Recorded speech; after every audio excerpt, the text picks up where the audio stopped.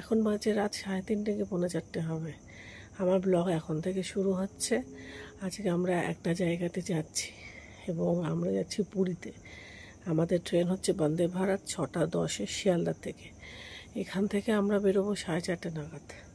মোটামুটি সবাই এখন উঠেছে ঘুম থেকে। আমি তো উঠেছি 3টের সময়, কারণ আমার কিছু কাজ বাকি ছিল সেগুলো করার জন্য।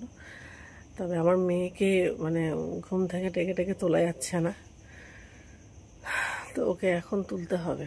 আর আমি উঠেই যেটা সবার আগে করেছি, গাছগুলোতে জল দিয়েছে, কারণ ওরা এতদিন 4-5 দিন জল পাবে না। অনেক প্রতিকূলতা গেল, প্রচুর, মানে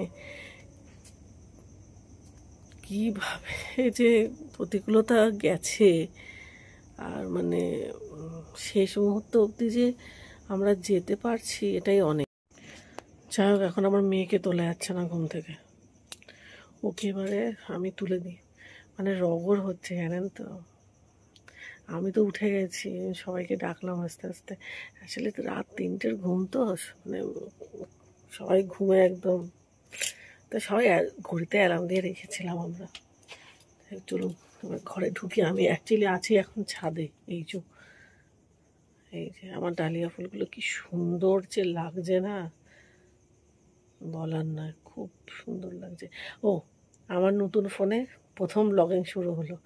খুব মনে প্রাণে চেয়েছিলাম পুরী ব্লগটা আমার নতুন ফোন থেকেই শুরু হবে। যাক, জগন্নাথ বাবা, সবই ওনার ইচ্ছে। তো ঠিক আছে বন্ধুরা, এবার দেখি আমার মেয়ে ঘুম থেকে উঠলো কি না। মোটামুটি সমস্ত গাছে জল দিয়ে নিয়েছি, যেমনটা ভেবেছিলাম তেমনটাই করেছি। এবারে চলুন। আমার মা সবার আগে রেডি হয়ে গেছে একেবারে। মা ঠান্ডা নেই, বাইরে ঘোরা না, বাইরে হাওয়া আছে, তো আমার ঠান্ডা লেগে যায় চট করে। ঠিক হ্যাঁ, এবার ওদেরকে তোলবো না, নতুন ফোন। ইয়েস মন্টি, মনটাই ওকে রেখে দিয়ে আমরা চলে যাবো আজকে। তাহলে কিরে মনটাই, উঠ, ডাকো ওকে, ডাকো ওকে, ডাকো। ঘুম দেবে তা মনে হয়, মানে ওঠো ওঠো না, ওঠো, উঠে পড়ো, উঠে পড়ো, ড্রেস করবি তো। আমার সাথে দূর করো। বাইরে ঠান্ডা নেই, আমার মা তাও মাফলার জড়িয়েছে। আমার ঠান্ডা লেগে যায়, ঠান্ডা বেশি আমার। আমি ফ্যান বন্ধ করি, তোরা ফ্যান খুলে দিস। এই আমার ছোট্ট বাচ্চাটা এখনো ঘুমোচ্ছে। এই হচ্ছে আমাদের এরকম ভাবে দেখি উঠতেই চাইছে না ঘুম থেকে। এই হচ্ছে আমার পুরোনো ফোন, যেটা আমি ব্লগিং করতাম। এই দেখুন, এখন দেখা যাচ্ছে 3:50 বাজছে একেবারে। মনটায় ড্রেস দেও, কেউ আগে টয়লেট করে নাও, আসো। এই ফোনগুলো না। যাই হোক, এবার আমিও রেডি হব। আমাদের ট্রেন 6:10, 4টে বাজছে প্রায়। আর দেরি করা যাবে না কোনোভাবেই, 1 ঘন্টা 2 হাতে আছে। এবারে আমিও রেডি হব। মোটামুটি সমস্ত কিছু গোছগাছ আমাদের হয়ে গেছে। এবার রেডি হব, যাব। এই যে, ও মাই গড, ফোনে ব্লগিং। কিছু বলো, হ্যাঁ বলো কিছু। এখন কটা বাজে, আমরা কখন বেরোচ্ছি, কখন ট্রেন? এখন তো প্রায় 4টে বাজছে। আমরা রেডি হয়ে বেরোতে 4:30। 5টার সময় আশা করি পৌঁছে যাবো হাওড়া স্টেশন। আর 6:10 থেকে ট্রেন। তার মানে আমাদের কি ঝড় ঝাপটা হয়ে গেল। সত্যি কথা, মানে যেতে পারবো এটা ভাবতেই পারিনি। লাস্ট মুহূর্তে ঠিক আছে, রাশ হয়ে গেছে।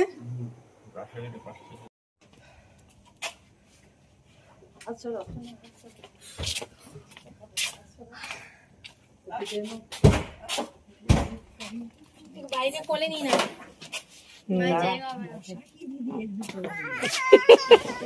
জায়গাতেই বসা। আমরা এখন বেরিয়ে পড়েছি, 4:30 বাজে। সব একেবারে অন্ধকার, সবাই একেবারে ঘুমোচ্ছে, সব অন্ধকার, সমস্ত কিছু অন্ধকার। রাস্তা পুরো ফাঁকা, পুরো ফাঁকা একেবারে। এই যে এত ফাঁকা রাস্তা এটা থাকে না বাবা। একটা বাইক আসছে আর এত রাত হলো, কোথা থেকে আসছে রে বাবা? মাই গড, ভয়ও লাগে। যদিও এখন প্রায় ভোর ভোর হচ্ছে, এখন 4:30 অলরেডি বেজে গেছে। এবার আমরা বেরোবো। এখন এমন কিচ্ছু ঠান্ডা নেই, উল্টে গরম লাগছে এবার। চল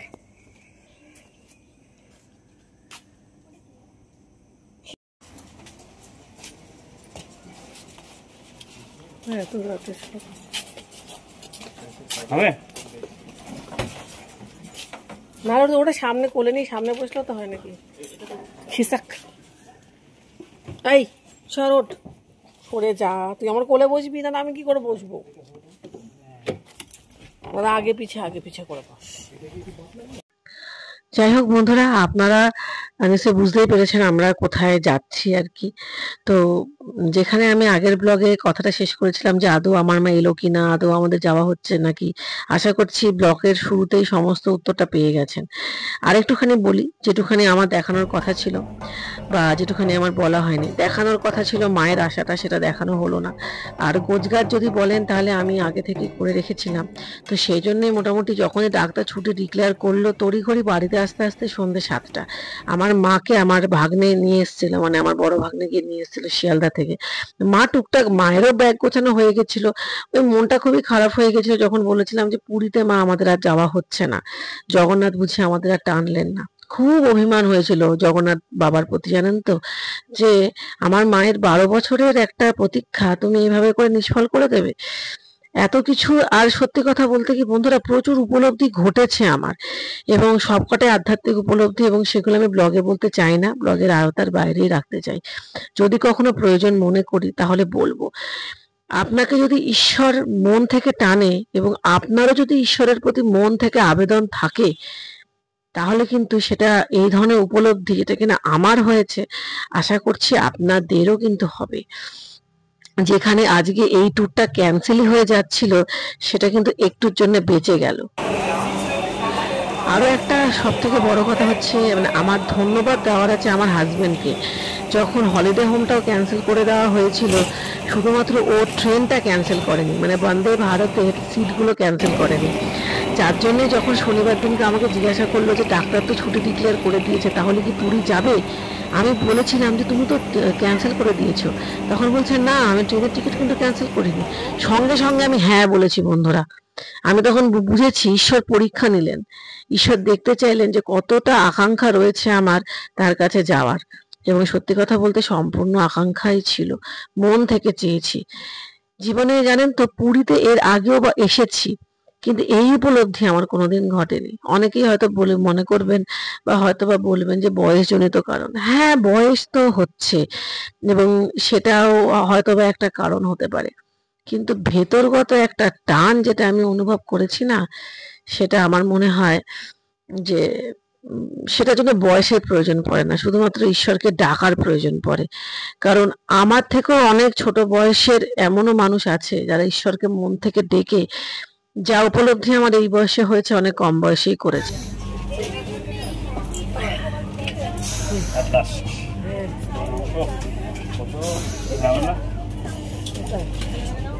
কত ঝামেলার পরে একটা ট্রেনের মধ্যে পাক্কা আমরা যাচ্ছি।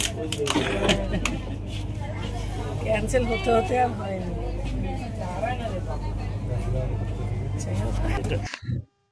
যাই হোক, বন্দে ভারতে চড়ারও খুব ইচ্ছে ছিল, সেটাও বেশ পূরণই হলো। সত্যি কথা, ক্যান্সেল হতে হতে হয়নি। কি মুহূর্তে যে এইটা, মানে আমাদের এই ঘোরাটা যে সাকসেস হলো না বন্ধুরা, সেটা মানে বলার নয়, সত্যি কথা বলার নয়। আসলে জীবন অনেক কিছু শিখিয়ে দেয়, জানেন তো। যাই হোক, ঠিক আছে, চলুন এবার যাত্রা শুরু করা যাক।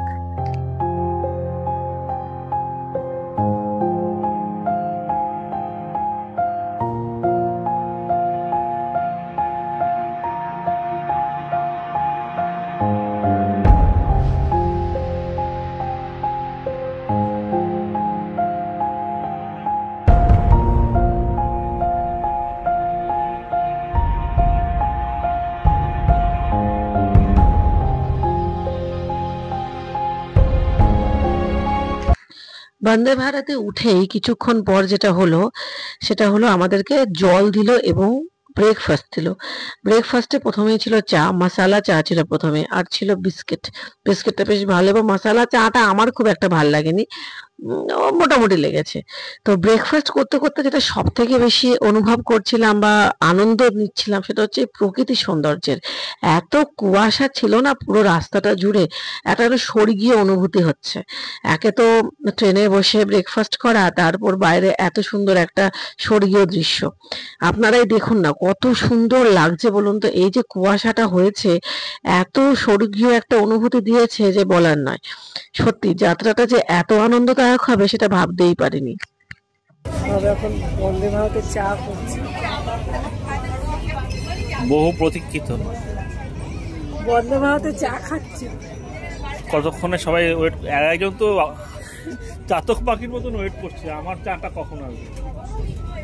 আমরা খেয়ে নিই মশলা চা, মনটা চা তো গরম জল খাবি তুই? এটা ও তো খাবে না, মনটাই খাবি না তুই? চা টেস্ট করবি না? দিয়ে দাও। হ্যাঁ ও বললাম যে টেস্ট কর।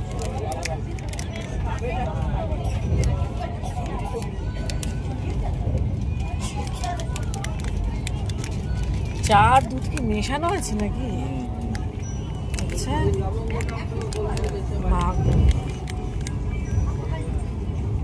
এখানে ওটা ওই দিকেরটা, এখানে দুটোই। হ্যাঁ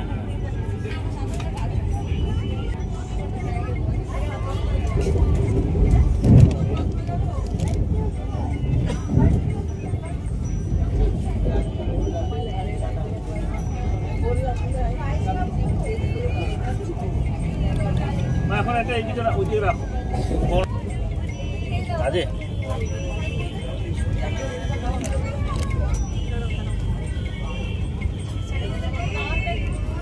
মশলা চা সেইভাবে খাও।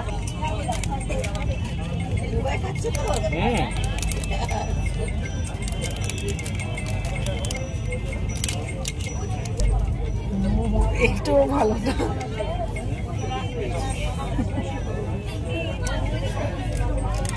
এত কুয়াশা, কি সুন্দর।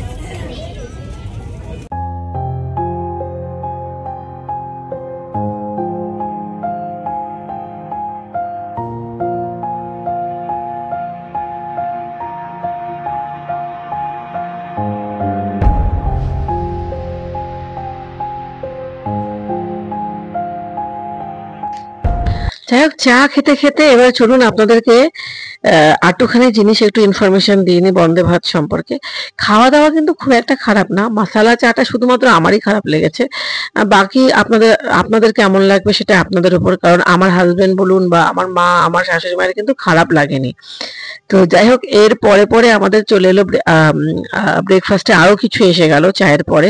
সেটা হচ্ছে ডাবল ডিমের অমলেট, পোটেটো ফ্রাই, একটু সেদ্ধ মটরশুঁটি, গাজর, তার সাথে সস ছিল, একটা কেক ছিল এবং ব্রেড ছিল, ব্রেড বাটার ছিল। ব্রেড বাটারের সঙ্গে জ্যাম বা গোলমরিচ আপনারা চাইলে দিতেই পারেন, এবং নুন ছিল, যেটা আপনারা যদি আপনাদের কারোর মনে হয় যে পোটেটো ফ্রাইতে নুনটা কম আছে তার উপরে ছড়িয়ে দিয়ে খেতে পারেন। মোটামুটি সুবিধে ভালোই ছিল এবং সবকটাই ভালো কোয়ালিটির ছিল। নেক্সট ট্রিপে আমাদের এই চাটা দিয়েছে, বাদাম চা। সেকেন্ড টাইম আবার চা দিয়েছে, হচ্ছে বাদাম চা।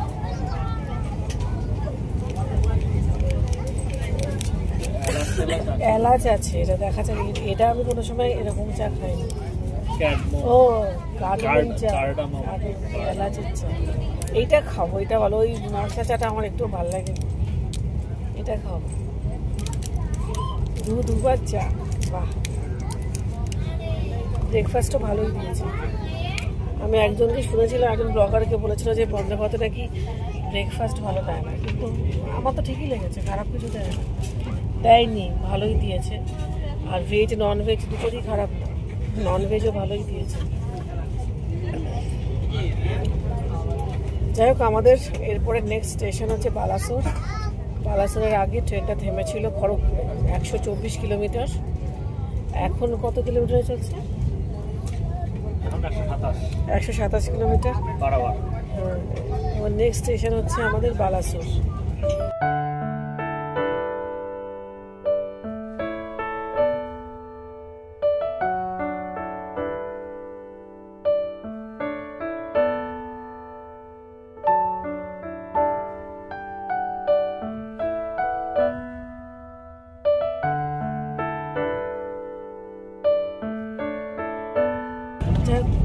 আমার এই চাটা বেশি ভালো লেগেছে, এই চাটা অতটা ভালো লাগেনি। আর এই ব্লগটা বালাসোরে গিয়ে শেষ হবে। আর বালাসোর থেকে আরেকটা ব্লগ শুরু হবে, সেটা একদম পুরীতে রাত অবধি আমরা কি করছি তো সব ওই ব্লগে থাকবে। এই ব্লগটা শুধু বালাসোরে অবধি শেষ হবে, কারণ তারপরে যদি আমি করতে চাই তাহলে অনেক বড় ব্লগ হয়ে যাবে। যে লোক চা খায় না সে দুবার করে চা খাচ্ছে। নতুন জিনিস পাউডার চা আসলে দুধ মেশানো। তো যাই হোক, যেটা বললাম বালাসোর থেকে আবার নতুন ব্লগ শুরু হবে, পার্ট 2 ব্লগ। এটা পার্ট 1 ব্লগ, এটা বালাসোরে শেষ। আর খুব কুয়াশা ছিল, এখন একেবারে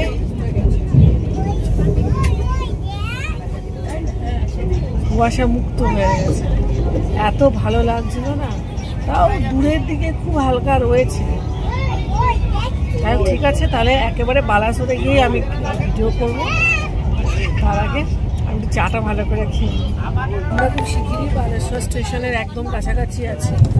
এখান থেকে বড়জোর 2 মিনিট বালেশ্বর স্টেশন। আমি একটু আগেই বলেছি বালেশ্বর স্টেশনে আমার এই ব্লগটা শেষ হবে।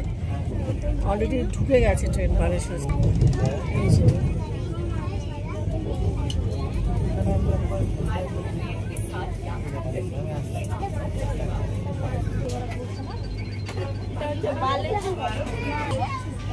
বালেশ্বর স্টেশনে এই মুহূর্তে ট্রেন দাঁড়িয়ে আছে। এরপরে বালেশ্বরের পরের স্টপেজই সম্ভবত পুরী। যাই হোক, আজকে তাহলে ব্লগটা এখানেই শেষ করে দিচ্ছি। রাত 3টার সময় শুরু হয়েছিল, সকাল 9টাতে শেষ হলো। এরপর আপনাদের সঙ্গে দেখা হচ্ছে একেবারে পুরীতে।